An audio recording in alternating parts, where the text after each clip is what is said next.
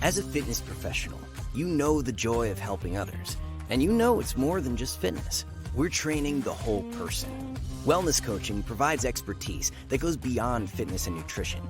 It's a holistic approach to helping others become their best selves while reaching their goals. To us, there's no greater joy than that. Join the fitness leader. Become a fitness leader. Become a certified wellness coach. Go to nasm.org/wellness. You're listening to the Mindful Drinking Podcast with Derek Brown on the NASM Podcast Network.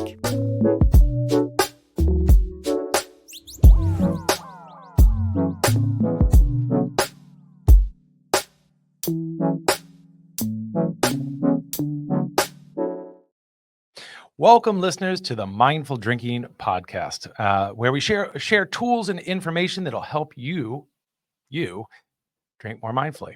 I'm your host, Derek Brown, a certified wellness coach, award-winning bartender, and author of Mindful Mixology, a comprehensive guide to no and low alcohol cocktails. And this is our 10th episode. So we've actually made 10 already. So now you have to go back and listen to them all in order before you can listen any further. No, that's okay. That's fine. Go ahead and start from here and work your way back. But today we have a really interesting topic, and I'm going to get into that in just a minute. But I want to share a little bit about my life as a bartender. And that is, there was a very common experience when people would come to the bar and they would look at me, they'd look down at their menu, they'd look at me, and they'd be just kind of stunned, a deer in headlights. It's something that I came to call drinker's block. And what it is, I think, because it's happened to me too, is when you're going to order from the bar and all of a sudden you just, you looked at the menu, maybe you even picked out a drink that you like, but you're not sure that that's exactly the flavors you want, or you're like, I don't really like tequila, but I like everything else in it. And you just kind of get confused over it. And then you look up at the bartender and you're kind of like, I don't know, is that what I really want? And so that can be a little bit of an overwhelming experience. I've seen it happen all the time. I myself had to create an entire, group of cocktails that I would order, I just have on hold in case that happened. If I got drinker's block, then I just say, oh, I'll take a gin and tonic, something simple that I had as a backup. But with that drinker's block, let me just say that with non-alcoholic drinks, it becomes even more difficult. Right? So when you go into a bar and maybe they don't even list it on the menu and you're not quite sure what to order, I think that could be a really stressful time. But also if you're just at home and you're trying to decide what you'd like as your nightcap, or you're maybe just a sort of happy hour drink, or what they call the violet hour when you get home and you're resting, relaxing, and you just want to drink, it can be very confusing. And so here I am. In this episode 10, I'm going to help you with that. We're going to talk about what to drink when you're not drinking alcohol. And so I think it's a great topic, and I think that there's so much here, but really the first place to start is this absolute renaissance in non-alcoholic products. There are so many great non-alcoholic beers, wines, spirits, RTD cocktails. Those are ready to drink cocktails. And there's just so much out there that I want to share a little bit about those categories and what you might be looking for, because even many of them you can now find in bars and restaurants, at sporting events, when you go bowling, when you go to the movie theater. They're growing. They're not everywhere yet, but they are starting to be more common. And I love that, because it's really ultimately all about choice, right? At the heart of it, in mindful drinking, we're not telling you to drink non-alcoholic drinks. We're telling you to drink in a way that aligns with your goals in an intentional way. And so this is a way to do that, right? So some nights you might want to have a drink without alcohol, then have a drink with alcohol, then have another drink without alcohol. And that way you can kind of control not just, what you're drinking, but how you want to feel. And I think that's the most important part of it. So let's start with talking about probably the largest category. And this is what most people are drinking when it comes to non-alcoholic drinks. And this is what you're going to see the most in terms of out in the wild. And that's non-alcoholic beer. And I drink non-alcoholic beer. I drink 2 non-alcoholic beers every night. That's kind of just like my ritual at this point. I'll crack one open while I'm doing my work, finishing up, because I do work late in the evening when I'm trying to come up with smart topics for you all to listen to. And then, as I start to unwind, I might have a second one over dinner or after dinner. And I really love that ritual. And non-alcoholic beers are just excellent. That might be surprising to older folks out there, because that was not always the case. There were many instances in the past where non-alcoholic beers were just absolute, and forgive me for saying, I won't name any brands here, but they were garbage. They're just absolutely awful. And they tasted malty and sweet. And if you were a beer drinker, especially if you're a craft beer drinker and you really like something that has like a lot of hops in it or has some additional flavors, it was useless. Those drinks were not going to satisfy you. They're never going to satisfy you. But now there are so many great non-alcoholic brands, and they range. You have all of the different styles, right? You have lagers, you have IPAs, you have double IPAs, you have stouts. Some of the most, popular non-alcohol, or actually alcohol beers with alcohol, are now making proxy. That's a word that we're going to use a lot, proxy or analog versions. Okay. So let me just bring those words into play. Proxy and analog essentially mean the same thing in this context. It means when there's an existing category or brand and this product copies it. So I'm going to use that word. And I just want to tell you in advance what it means. So proxy beers, you can find some of the most popular brands. I don't want to name names here. I don't want to name brands, because I don't want to seem like it's favoritism. But I do want to just tell you that you could go. I go to a sporting event. I live in Washington, D.C., so I go to see the Washington Nationals, or I might go see DC United, our soccer team. And at both of those places, I can go and get non-alcoholic beers, and they taste great. And I have to admit that if you're at a baseball game, there's nothing else I really want to drink, to be honest with you. Even when I did drink alcohol, it's not like I was going to have a Manhattan at a baseball game. So beer was perfect for me.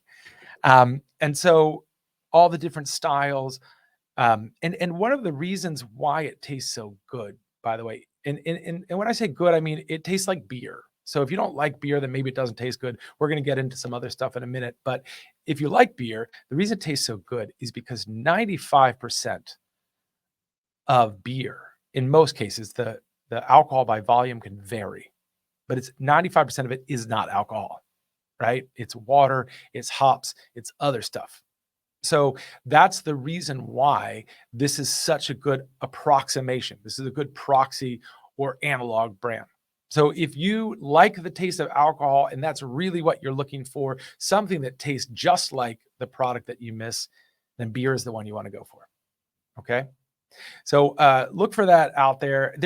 By the way, there's even craft non-alcoholic brands. So one of the largest ones is actually in the top 20 craft beer brands, with or without alcohol. So it's a hugely growing category, and you'll see it everywhere. Next to that, the one that I really like a lot is non-alcoholic wine. And if you've had non-alcoholic wine before, you might be surprised to hear that. A lot of it is thin, a lot of it is acidic. It turns out to make non-alcoholic wine is very difficult. Generally, you start with a wine that has alcohol in it, or at least that's one way to make it, through the process of de-alcoholization, which is a very complicated science behind it, involving spinning cones and some cases filtration. I'm not going to go into all detail about that, but just to say that, yeah, it's true that some of these non-alcoholic wines were a little thin, a little acidic. But that's starting to change. They're getting better and better at extracting the aromas and the flavors.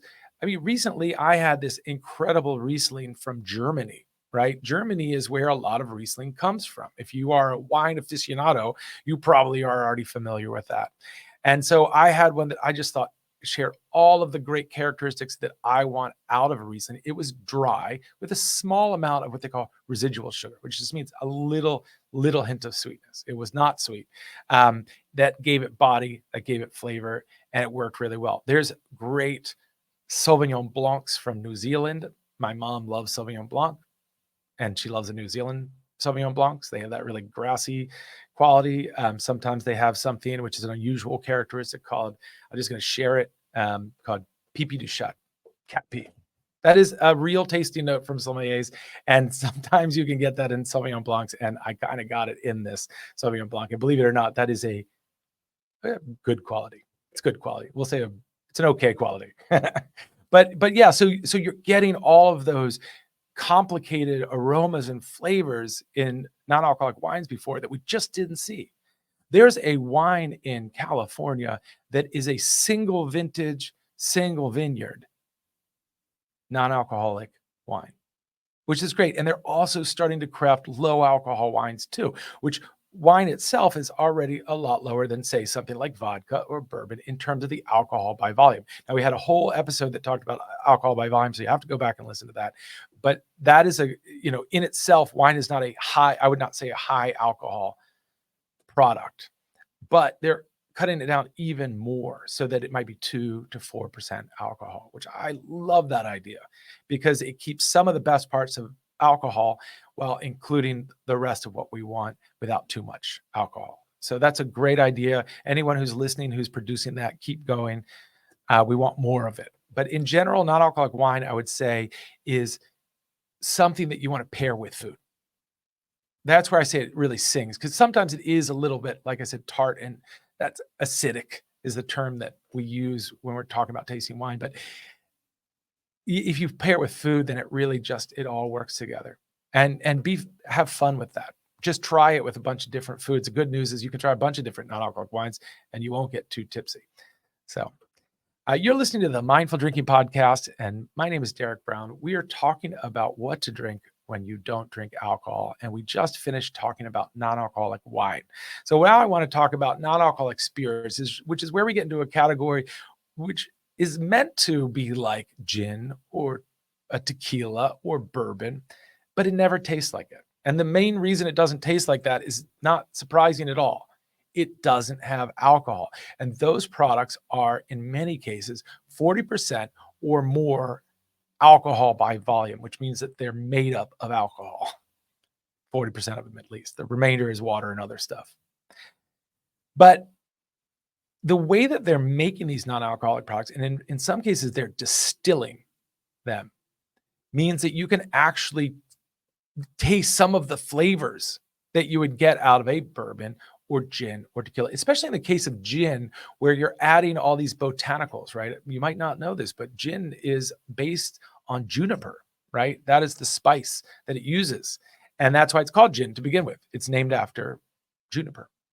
There's a longer story there, but we'll go there in another episode.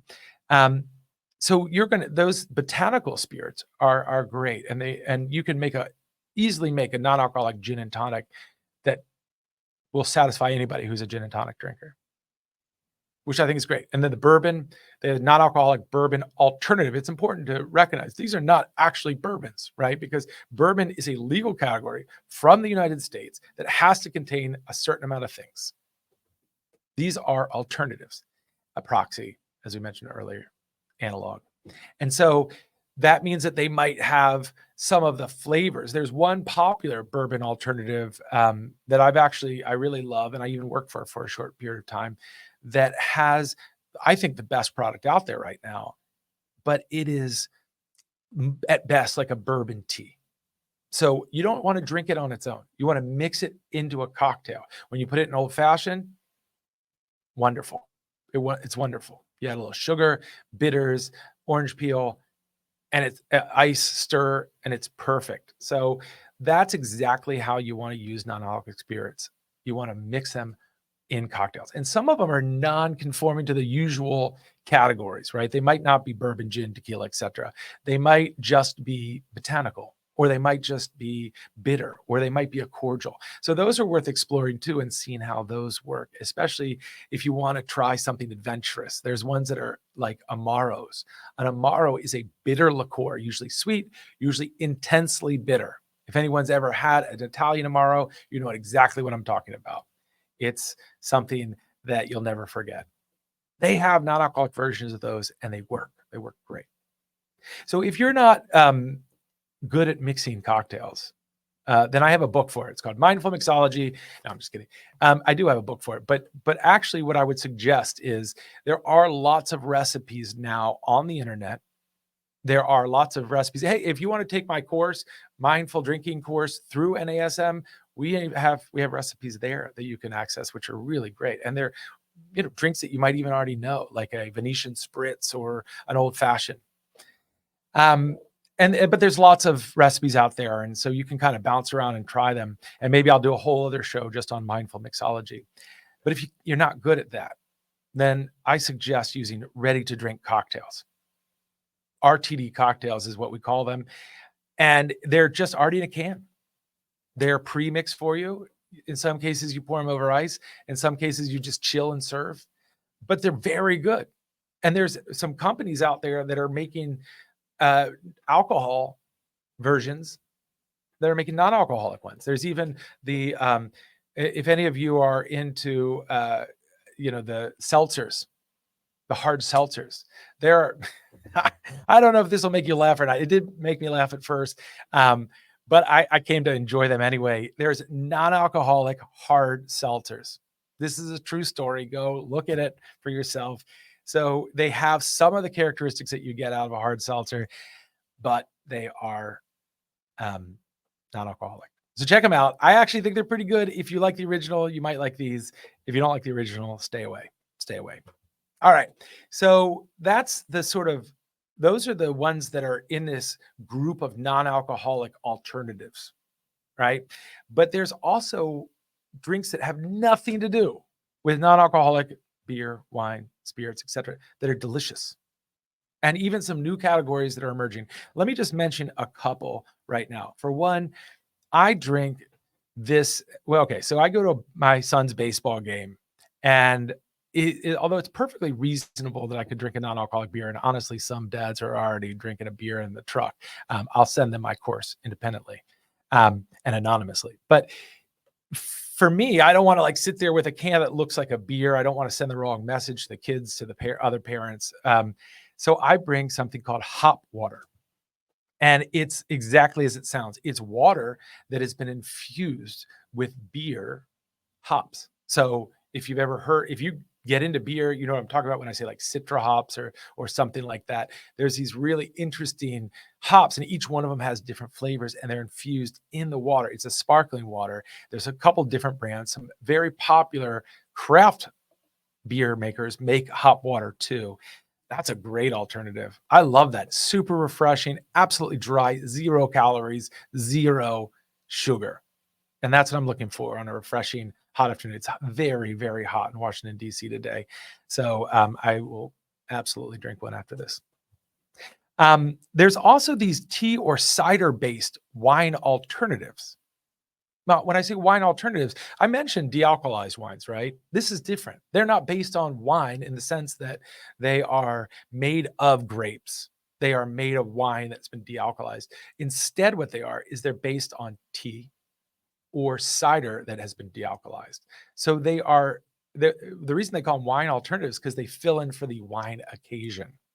Right. So that's like when you might serve wine, which would be at a housewarming party, at dinner, if you're having like a leisurely Sunday afternoon, and you want a rosé type thing, all of these would go in place of wine. And there's some really good ones. Some are based on kombucha. Some are based on verjus, which is a kind of grape juice, like a very tart grape juice. That's similar to vinegar. But they're great. There's wonderful ones out there. And then, of course, I already mentioned RTD cocktails, but there are some really delicious non-alcoholic RTD cocktails that they're not a gin and tonic or a bourbon and Coke or whatever. They might be a completely different type. They might be named after a city or something like that. And so you have to explore it to find the ones you like, but they're very interesting. And if you're a connoisseur, you really enjoy finding new and interesting cocktails, they are out there and worth looking for. Now, there's a whole group of beverages that have nothing to do with being a replacement for alcohol too, right? Like they're not meant to be in a wine alternative. They're not meant to be a proxy beverage. They're just delicious. And I think those are great options. And you can find those, some are throughout different cultures, for instance. I mean, in the United States, we have a drink called the Arnold Palmer. Everybody, I think, knows that one, which is just like lemonade and iced tea, but that's a good drink. I don't know if you've ever sat at a lunch with somebody who's drinking Arnold Palmers, but they crush out like 3 or 4 of them. And the only, I guess, fear there is the caffeine will overtake you. But there's some weird beverages that are out there too. I remember this one, I think it's Finnish in origin. It's definitely Scandinavian, called Cafe Ost, which is coffee with Parmesan cheese. This made its way into the social media world when they started crumbling Parmesan cheese over espresso martinis. They did that. I never did that. They did that. But I've made Cafe Ost before, and it's pretty good. You'd be surprised how Parmesan cheese goes with a good coffee. There's chocolate-based beverages. There's fruit-based beverages. There's even one from El Salvador that I really liked, which was called ensalada, just like salad. But it's a mixture of different fruits. It's also got iceberg lettuce on it. It's put over ice. It's almost like a sangria without wine, and it's so good. You have dairy-based beverages. All of you know about milkshakes, I think, but that might not be really your beverage if you're looking for something necessarily healthy. Every now and then, fine, but it definitely is a heavy, caloric, rich drink. Then there's grain-based beverages that are made from everything from like barley tea to matcha.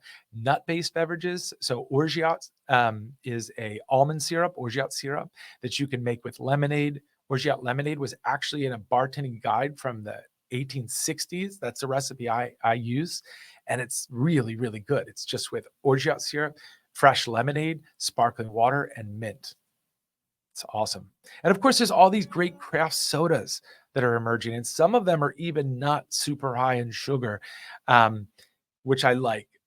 And so those are all alternatives to the alternative, if you will. Those are ones, if you're not really an alcohol drinker to begin with, but you do want something that's complex and sophisticated, that makes sense. These are your alternatives. But I want to give you really quickly, if you have drinker's block, which I think some of you might, when you go to order non-alcoholic drinks, I want to give you a cheat sheet. This is my cheat sheet. And this is, if I go into a place that has nothing, they have no idea, they've never heard of Derek Brown, they've never heard of the Mindful Drinking Podcast, they've never heard of non-alcoholic drinks, they're still stuck on mocktails with juice and so forth. This is what I tell them. So the first drink that I usually is my go-to is bitters and soda. So bitters do have alcohol, and they have a lot of alcohol, sometimes 40, 45% alcohol, but they're usually only put a couple drops in. And I believe that if you have 2 drops, dashes, 2 dashes or less, then you're probably going to get under 0.5% alcohol, which is the legal definition of non-alcoholic. It won't get you drunk. Let me just be clear. That's not going to get you drunk. You're going to have to drink a lot of bitters and sodas to get there. But if you are sensitive to alcohol and you are avoidant for whatever reason, I will not judge you. Then I get it. Skip the bitters and soda. But it is one that I think works, and almost every bar has bitters. Another one that's great is ginger beer with lime and mint. Most bars have ginger beer. Take a squeeze of lime in it, put some mint on it, put it in a nice glass. It's not only delicious, it looks great. Ginger beer can be high in sugar, but it is a very tasty product, and there's some out there that are better than others. But I can't tell you that right now. I'll be playing favoritism. Soda or tonic with lime, very simple. Just ask for a soda with lime. That's an easy one. I bet you already know that one, so we'll skip it. Madras, what they call non-alcoholic Madras, which would just be cranberry, orange juice, and lime juice. It's a fruity drink, but it's easy to make. Non-alcoholic mojitos are very good. They're very good. So mint is just delicious with sugar and lime in any combination. So you just want to make sure that you get soda water in there too, so it's not all sugar and lime. But that one works great. And then you've heard of the virgin drinks. I don't like that term virgin. I'm going to be very clear. That's not the type of language that I would use to describe those, but they are generally described as that. So I just want to use the term in that context to say that most people will know what you refer to when you say a virgin Bloody Mary or a virgin pina colada, and you'll get exactly what you expect. The Bloody Mary will be mostly tomato juice. Make sure that they get a lime or lemon in there. That'll help. and the pina colada will be fruity and sweet. But by a pool, a hot day like today, I don't know. I might do that instead of the hot water. We'll see. So the question remains, though, if you try these beverages, is this going to help you to reduce your alcohol consumption? And if you have an alcohol use disorder, that's not for me to answer. That's outside of my scope. So I want to just put that out there, that I'm not going to be able to tell you if your recovery permits you to have non-alcoholic drinks or drinks that are alternatives to that. That's something that you should make part of your recovery plan.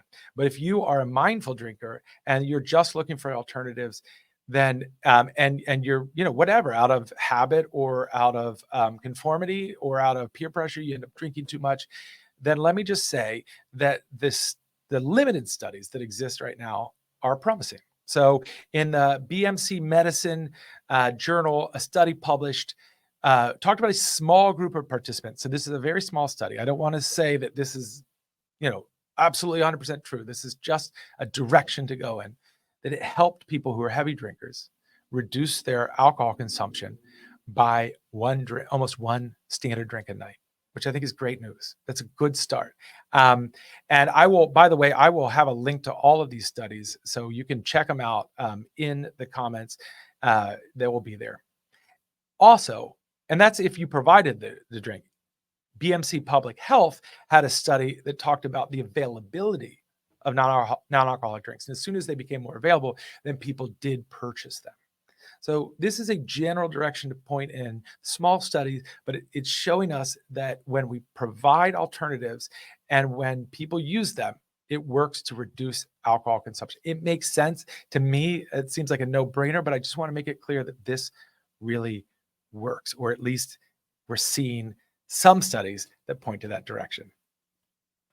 So that's all I have to share today about non-alcoholic drinks. I hope that you found some drinks in there that you'll start using when you go to bars or at home as a ritual, and that you enjoy them. I mean, most of all, I just want you to drink something delicious. And as always, you're the reason we're here, listeners. All of you are the reason we're here. So please take a brief moment to leave a comment, or share this podcast with someone you think might enjoy it. This is the lifeblood of the show. If I don't see those, then I don't know how bad or good I'm doing. So I really want to hear from you. Please leave comments. And it's that participation that makes the show worth it. We love hearing from you. So please reach out. In the meantime, thank you so much for listening today. And here's to drinking mindfully.